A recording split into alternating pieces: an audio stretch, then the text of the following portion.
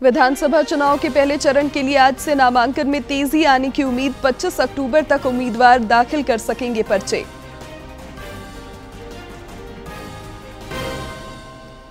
इंडी गठबंधन में seat sharing का विवाद गहराया। राजद और भाकपा माले ने झामुमो को दिया अल्टीमेटम। राजद के तेवर तल्ख, माले भी दोपहर में करेगा प्रेस कॉन्फ्रेंस। कांग्रेस केंद्रीय चुनाव समिति की नई दिल्ली में महत्वपूर्ण बैठक आज। प्रत्याशियों के नामों पर लग सकती है मुहर। झामुमो कभी भी जारी कर सकता है अपने प्रत्याशियों की सूची। और आजसू पार्टी ने जारी की 8 उम्मीदवारों की पहली सूची। डुमरी और मनोहरपुर अभी बाकी। सुदेश महतो सिल्ली से लड़ेंगे चुनाव। जदयू ने भी 2 सीटों के लिए उम्मीदवारों की घोषणा की।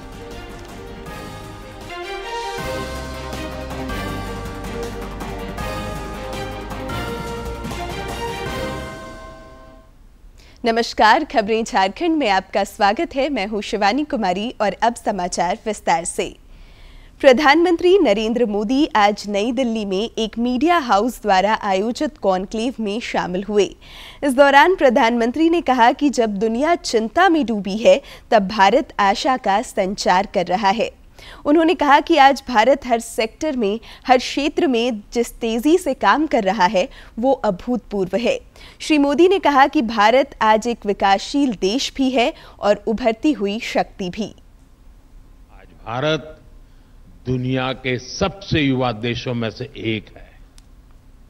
इस युवा देश का पोटेंशियल हमें आसमान की ऊंचाई पर पहुंचा सकता है और इसके लिए हमें अभी बहुत कुछ करना है, बहुत तेजी से करना है। साथियों, आज भारत की सोच और अप्रोच में जो बदलाव आया है उसे आप भी जरूर नोटिस कर रहे होंगे। आमतौर पर परंपरा रही है और स्वाभाविक भी है, उसको गलत मैं नहीं मानता हूं। हर सरकार पिछली सरकारों के काम से तुलना करती है और वो एक मानदंड होता है कि भाई पहले क्या था, अब क्या हुआ, पहले कितना था, अब कितना हुआ, और इससे संतोष भी मान लेती है कि चलो पिछली सरकार से हमने बेहतर किया। ज्यादा से ज्यादा पिछले 10-15 साल से तुलना करनी होती है कि तब और अब में क्या अंतर आया, इसको ही अपनी उपलब्धि मान लेती है। हम भी कभी इस रास्ते पर चलते थे, बहुत स्वाभाविक था, लेकिन अब हमें वो रास्ता भी रास नहीं आ रहा है। अब हम बीते हुए कल और आज की तुलना करके आराम फरमाने वाले लोग नहीं है। अब सफलता का मापदंड सिर्फ ये नहीं है कि हमने क्या पाया, अब हमारा आगे का लक्ष्य है हमें कहां पहुंचना है। हम उस ओर देख रहे हैं। अब कहां तक पहुंचे, कितना बाकी है, कब तक पहुंचेंगे, यानी एक नया अप्रोच लेकर के मैं पूरी सरकारी मशीनरी के साथ काम ले रहा हूं। अब भारत फॉरवर्ड लुकिंग सोच के साथ आगे बढ़ रहा है। 2047 तक विकसित भारत का संकल्प भी इसी सोच को दिखाता है। विधानसभा चुनाव के पहले चरण के लिए 43 सीटों पर 13 नवंबर को होने वाले मतदान के लिए साप्ताहिक अवकाश के बाद नामांकन प्रक्रिया में आज से तेजी आने की उम्मीद है। शुरुआती 2 दिनों में मात्र 4 उम्मीदवारों ने नामजदगी के पर्चे दाखिल किए हैं। महत्वपूर्ण दलों की किसी भी उम्मीदवार ने अब तक नामजदगी का पर्चा दाखिल नहीं किया है। अब चूंकि धीरे धीरे दलों की ओर से प्रत्याशियों की सूची जारी की जा रही है, ऐसे में अब महत्वपूर्ण दलों के प्रत्याशी भी नामांकन दाखिल करते नजर आएंगे। इस चरण के लिए 25 अक्टूबर तक उम्मीदवार अपने नामांकन भर सकेंगे। इंडी गठबंधन में सीट शेयरिंग को लेकर असंतोष जारी है। राजद और वाम दलों ने सीट शेयरिंग के फॉर्मूले पर नाराजगी व्यक्त करते हुए झारखंड मुक्ति मोर्चा और कांग्रेस को अल्टीमेटम दिया है। राजद ने कांग्रेस और झामुमो की ओर से मात्र 11 सीटें छोड़े जाने पर नाराजगी जाहिर की है। राजद नेता मनोज झा ने साफ तौर पर कहा है कि उनकी पार्टी राज्य की कम से कम 22 सीटों पर जनाधार रखती है, इस लिहाज से उन्हें इतनी सीटें मिलनी चाहिए। उन्होंने कहा है कि अगर गठबंधन में इतनी सीटों पर बात नहीं बनती है तो कम से कम 12 सीट से कम पर राजद तैयार नहीं है। श्री झा ने कहा कि उनकी मांगों पर सहानुभूतिपूर्वक विचार होता है तो गठबंधन के तहत चुनाव लड़ा जाएगा। उधर वाम दल भी सीट शेयरिंग के फॉर्मूले से नाराज है। सीपीआई-एमएल ने भी कम से कम 4 से 5 सीटों की दावेदारी की है, जबकि सीपीआई ने भी विरोधी तेवर दिखाने शुरू कर दिए हैं। सीपीआई-एमएल ने आज दोपहर बाद एक प्रेस कॉन्फ्रेंस भी बुलाई है। कांग्रेस केंद्रीय चुनाव समिति की आज नई दिल्ली में महत्वपूर्ण बैठक होने वाली है। संभावना है कि इस बैठक के बाद कांग्रेस अपने प्रत्याशियों की सूची जारी कर सकती है।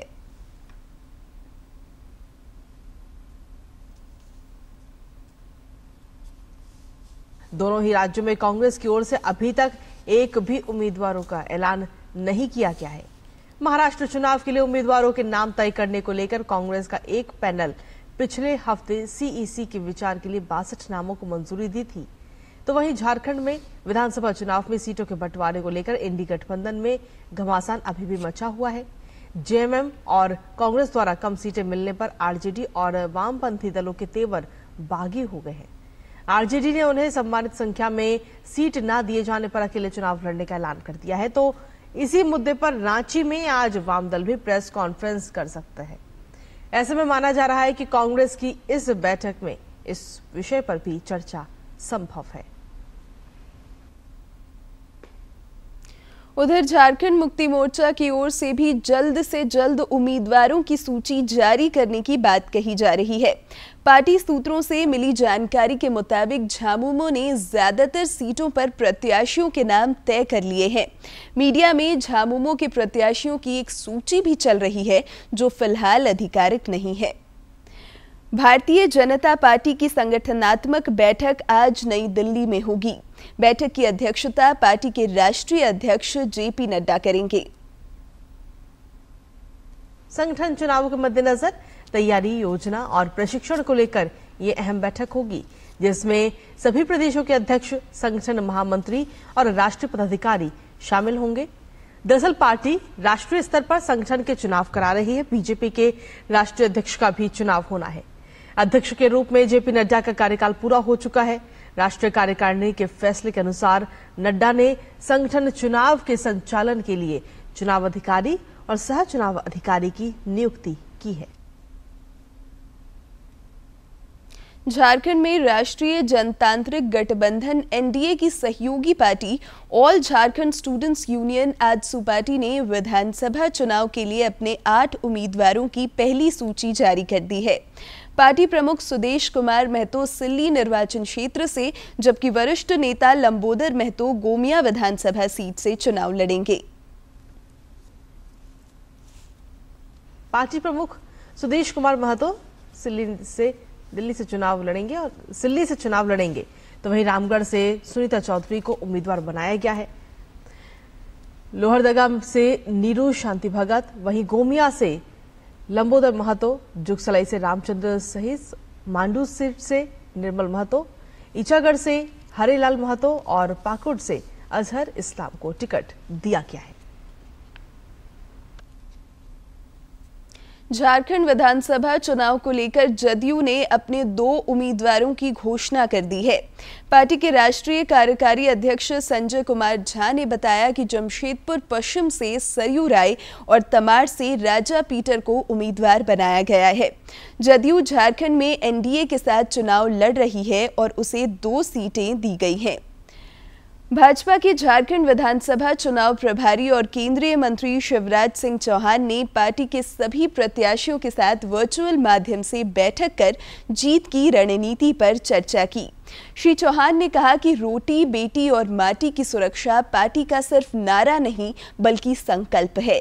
उन्होंने रोजगार, महिला अपराध जैसे गंभीर मुद्दों और प्रदेश में गठबंधन की सरकार के घोटालों, भ्रष्टाचार और नाकामियों को जनता के बीच ले जाने पर जोर दिया। भाजपा की ओर से प्रत्याशियों की सूची जारी करने के बाद कुछ नेताओं के नाराजगी की भी खबरें आ रही हैं। गणेश महली और मलखान सिंह ने जहां पार्टी छोड़ दी है, वहीं लुइस मरांडी की भी नाराजगी की बातें सामने आ रही हैं। पार्टी सदस्यों के नाराजगी पर प्रतिक्रिया व्यक्त करते हुए प्रदेश अध्यक्ष बाबूलाल मरांडी ने कहा कि यह एक सामान्य बात है जिसे सुलझा लिया जाएगा। थोड़े बहुत नाराजगी रहती है, हम लोग बात कर रहे हैं। हमें लगता है कि ये मामला हम लोग सब सुलझा लें। अरे हम कह रहे हैं थोड़ा बहुत चलता है, चुनाव के वक्त इस प्रकार की घटनाएं होती रहती है, कोई नई बात नहीं है। सभी जगहों पर होता है, सभी पार्टी में दिखाई पड़ता है। और लेकिन पार्टी अपने स्तर से बात करती है और बात करके हम लोग सब उसको मामला को सब।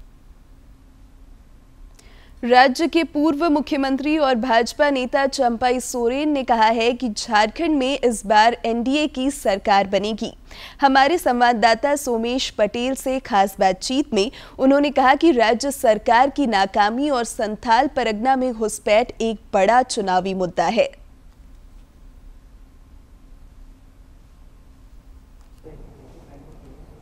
झारखंड में चुनावी दंगल चल रहा है। इस चुनावी दंगल में कई नेता मैदान में हैं। इस वक्त हमसे बातचीत करने के लिए झारखंड के पूर्व मुख्यमंत्री और सरायकेला से विधानसभा प्रत्याशी चंपाई सोरेन हैं, उनसे बातचीत करेंगे। सर, इस चुनाव में क्या मुद्दा है? देखिए, चुनाव में पहले से हम लोग बोलते आया है, राज्य में कुछ काम नहीं हुआ। आज विद्यार्थी भी सड़क पर है, बेरोजगार युवा भी सड़क पर है। संथाल परगना में और अहम मुद्दा है बांग्लादेशी घुसपैठ। इसीलिए पूरा झारखंड में पूरा जनता परिवर्तन की ओर बढ़ गया है। झारखंड में बीजेपी 68 सीटों पर चुनाव लड़ रही है, क्या स्थिति रहेगी सर सभी सीटों पर? सभी सीटों बहुत अच्छा प्रदर्शन है,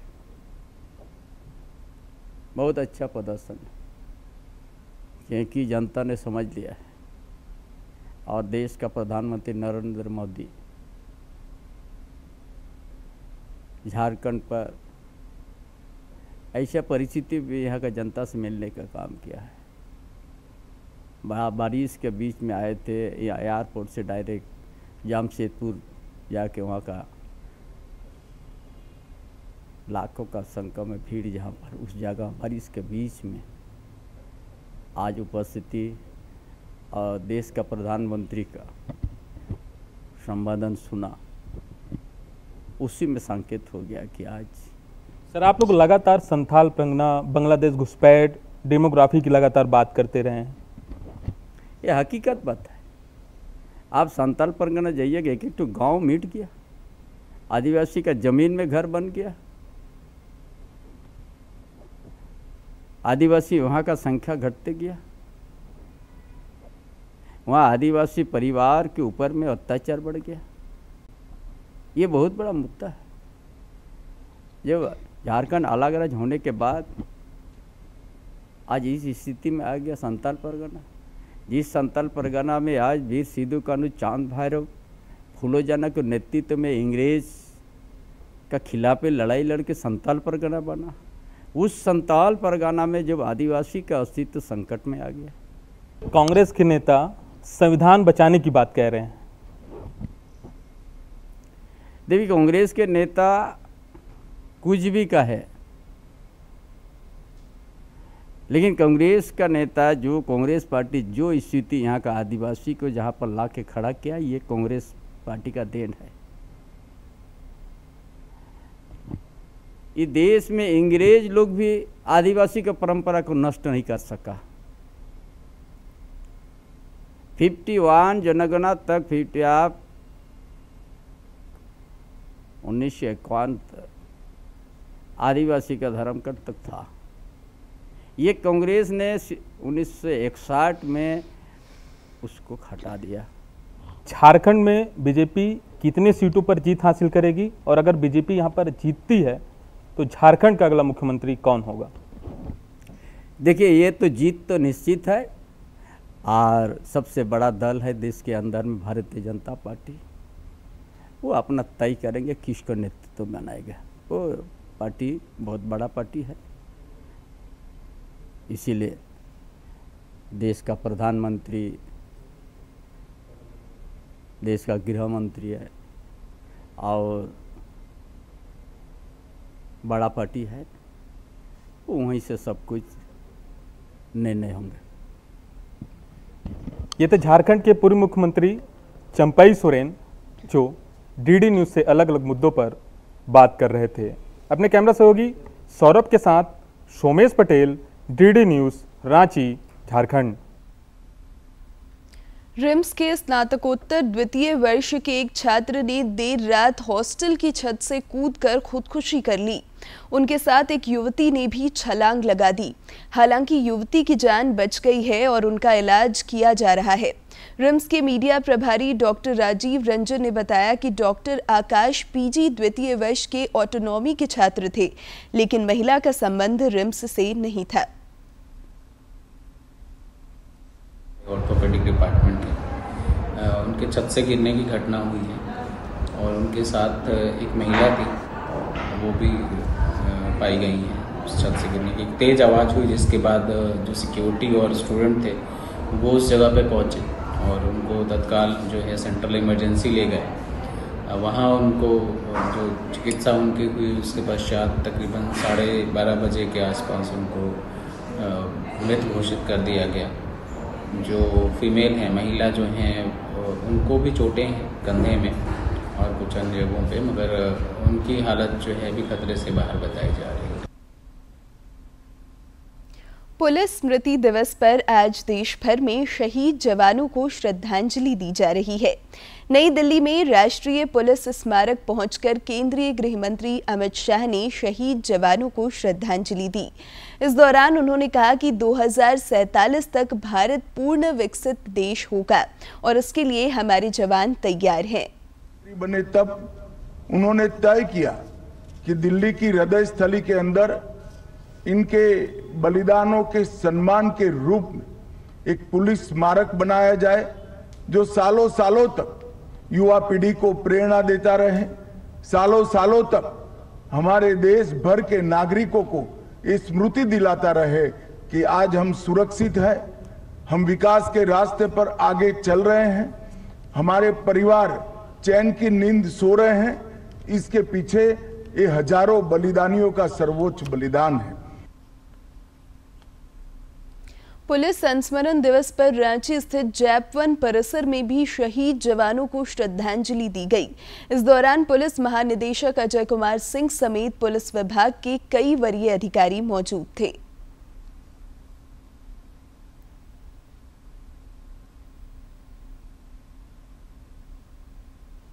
पुलिस संस्मरण दिवस पर रांची पुलिस लाइन में भी वीर शहीदों को श्रद्धांजलि दी गई। इस दौरान देश की आंतरिक सुरक्षा में जान गंवाने वाले रांची सहित झारखंड के वीर शहीदों को याद किया गया। श्रद्धांजलि कार्यक्रम में रांची के वरीय पुलिस अधीक्षक चंदन कुमार सिन्हा समेत अन्य पुलिस अधिकारी शामिल हुए। कार्यक्रम को संबोधित करते हुए वरीय पुलिस अधीक्षक ने कहा कि अपने कर्तव्य के दौरान देश के लिए शहीद होना गौरव की बात है। संस्मरण दिवस मनाया जाता है। यह कर्तव्य की बलिवेदी पर जिन्होंने भी वीरगति पाई है उनको याद करते हैं हम लोग, उन्हें सम्मान देते हैं, उन्हें सलामी देते हैं। रांची पुलिस में भी जो है आज तक जो है 20 लोग शहीद हुए हैं, पदाधिकारी जवान मिलाकर। उनके परिजनों को बुलाया जाता है, उन्हें सम्मानित किया जाता है और उनकी कोई भी समस्या वो नौकरी से जुड़ी हुई हो अथवा उनकी कोई व्यक्तिगत समस्या है, हम लोग परिवार की भांति उसमें उनको सहयोग। सिमडेगा पुलिस ने वाहन जांच के दौरान एक यात्री बस से 27 किलो गांजा के साथ एक तस्कर को गिरफ्तार किया है। पुलिस उपाधीक्षक रणविजय सिंह ने बताया कि गुप्त सूचना के आधार पर राउरकेला से गया जाने वाली यात्री बस को बांसजोर ओपी क्षेत्र के खम्मनटांड में बनाए गए चेकपोस्ट के पास रोका गया। उन्होंने बताया कि गिरफ्तार तस्कर नालंदा का रहने वाला है और गांजा को राउरकेला से गया ले जा रहा था। से गया की तरफ जा रही थी, उसको रोका गया। उसमें देखा कि कुछ संदिग्ध सामान है और उसको देखा तो गांजा निकला। उसमें फिर आगे की कार्रवाई की गई और इस व्यक्ति का नाम था जयपाल पासवान और इसके पास से हमको लगभग 27 केजी गांजा प्राप्त हुआ है।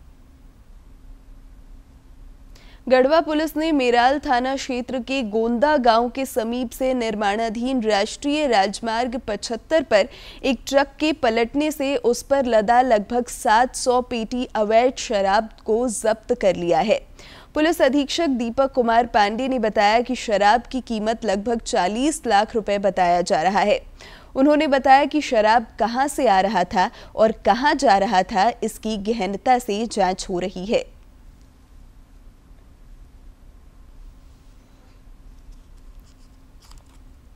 के कारण करीब 200-250 पेटी शराब जो है वो फूट गया, उसका बोतल टूट गया है। लेकिन अभी जो हम लोग आकलन कर पाए हैं करीब 450 पेटी शराब हम लोगों ने जब्त किया है। तो कुल मिलाकर के 700 पेटी के आसपास में, जैसा कि एक्साइज सुपरिटेंडेंट बता रहे थे कि उतना होगा। और इसका जो कुछ अनुमानित मूल्य है लगभग जो अभी हम मूल्य लगा पा रहे हैं वो करीब 40 लाख के आसपास में है। तो एक बहुत बड़ी सफलता है इलेक्शन को देखते हुए। नेताजी सुभाष चंद्र बोस ने आज ही के दिन वर्ष 1943 में सिंगापुर में आजाद हिंद सरकार की स्थापना की थी।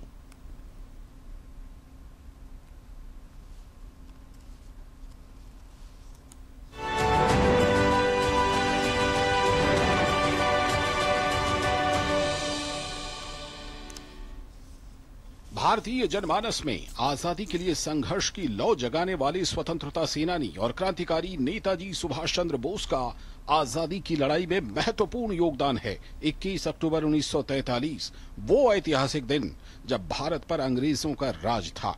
उन्होंने वो कर दिखाया जो आजादी से पहले किसी ने सोचा भी नहीं था। सुभाष चंद्र बोस ने सिंगापुर में अंग्रेजों के खिलाफ भारत की सरकार का गठन किया था। इसी सरकार को आजाद हिंद सरकार का नाम दिया गया। आजाद हिंद फौज के गठन से आजादी की लड़ाई में एक नए जोश का संचार हुआ। अंग्रेजी साम्राज्य को सबसे बड़ा धक्का उस दिन पहुंचा था जब आजाद हिंद फौज का पहली बार गठन हुआ था। अंग्रेजों के करीबन 80,000 सैनिकों का आत्मसमर्पण जापानियों के आगे विश्व युद्ध की एक बहुत बड़ी घटना थी। इस आघात को अंग्रेज सह नहीं पाए थे और इसमें से जो भारतीय सैनिक थे उनके द्वारा आजाद हिंद फौज का बनाया जाना, यह अंग्रेजों के लिए उससे भी एक बड़ा धक्का था। दरअसल आजाद हिंद फौज का गठन पहली बार राजा महेंद्र प्रताप सिंह, रास बिहारी बोस एवं निरंजन सिंह गिल ने 29 अक्टूबर 1915 को किया था। 4 जुलाई 1943 को सिंगापुर के कैथे भवन में हुए समारोह में रास बिहारी बोस ने आजाद हिंद फौज की कमान सुभाष चंद्र बोस के हाथों में सौंप दी। इसके बाद 21 अक्टूबर 1943 को आजाद हिंद सरकार की स्थापना हुई। जापान ने 23 अक्टूबर 1943 को आजाद हिंद सरकार को मान्यता दी। जापान ने अंडमान और निकोबार द्वीप आजाद हिंद सरकार को दे दिए। सुभाष चंद्र बोस उन द्वीपों में गए और उनका नया नामकरण किया। नेताजी ने अंडमान का नाम शहीद द्वीप और निकोबार का स्वराज द्वीप रख दिया था। ये कोई वैकल्पिक सरकार नहीं थी, ये कोई नाम की सरकार नहीं थी।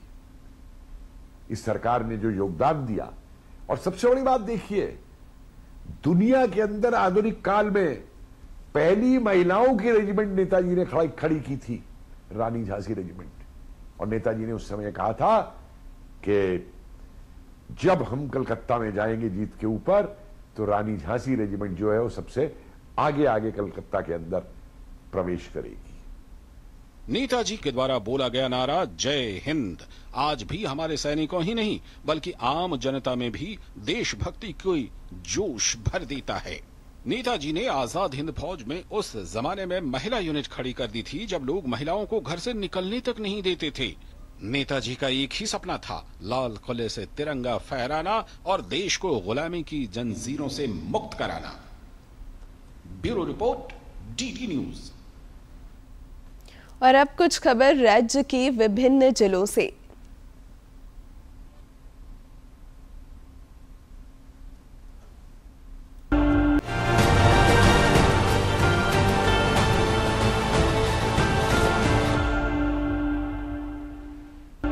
रामगढ़ जनता हॉस्पिटल के 1 वर्ष पूरे होने पर कोलारी सुकरीगढ़ा के आवासीय विकलांग विद्यालय में बच्चों के बीच पढ़ाई सामग्री व भोजन का वितरण किया गया।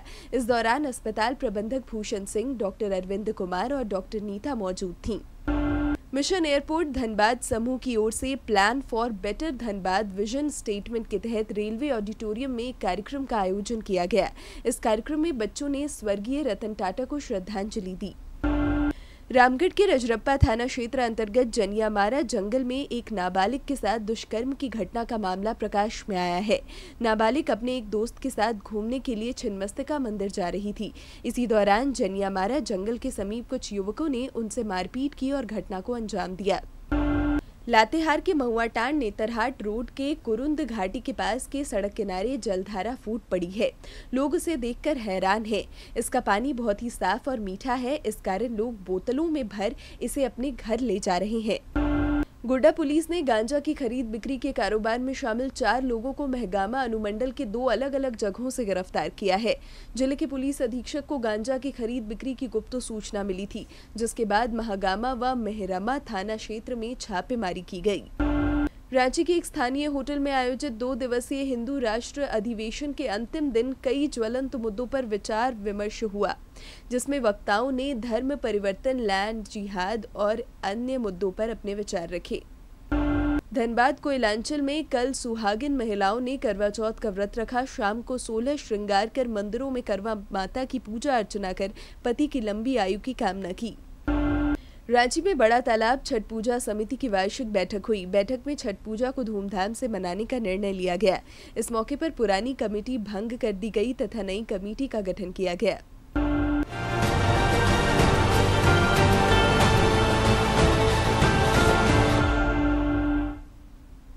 और अब बात मौसम की। राज्य में पिछले 24 घंटे के दौरान कहीं कहीं हल्की से मध्यम दर्जे की बारिश दर्ज की गई है।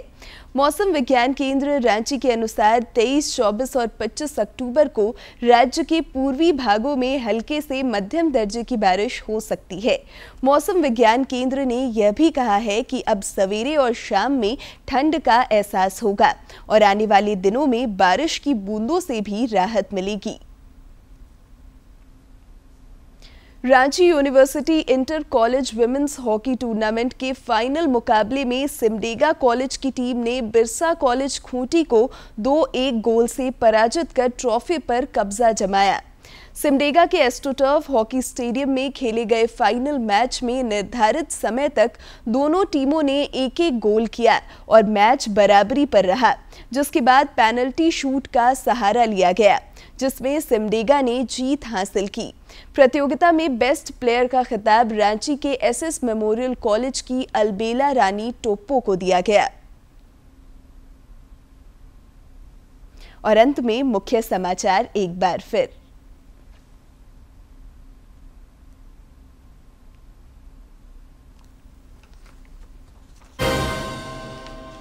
विधानसभा चुनाव के पहले चरण के लिए आज से नामांकन में तेजी आने की उम्मीद। 25 अक्टूबर तक उम्मीदवार दाखिल कर सकेंगे पर्चे। इंडी गठबंधन में सीट शेयरिंग का विवाद गहराया। राजद और भाकपा माले ने झामुमो को दिया अल्टीमेटम। राजद के तेवर तल्ख, माले भी दोपहर में करेगा प्रेस कॉन्फ्रेंस। कांग्रेस केंद्रीय चुनाव समिति की नई दिल्ली में महत्वपूर्ण बैठक आज। प्रत्याशियों के नामों पर लग सकती है मुहर। झामुमो कभी भी जारी कर सकता है अपने प्रत्याशियों की सूची। और आजसू पार्टी ने जारी की 8 उम्मीदवारों की पहली सूची। डुमरी और मनोहरपुर अभी बाकी। सुदेश महतो सिल्ली से लड़ेंगे चुनाव। जदयू ने भी 2 सीटों के लिए उम्मीदवारों की घोषणा की।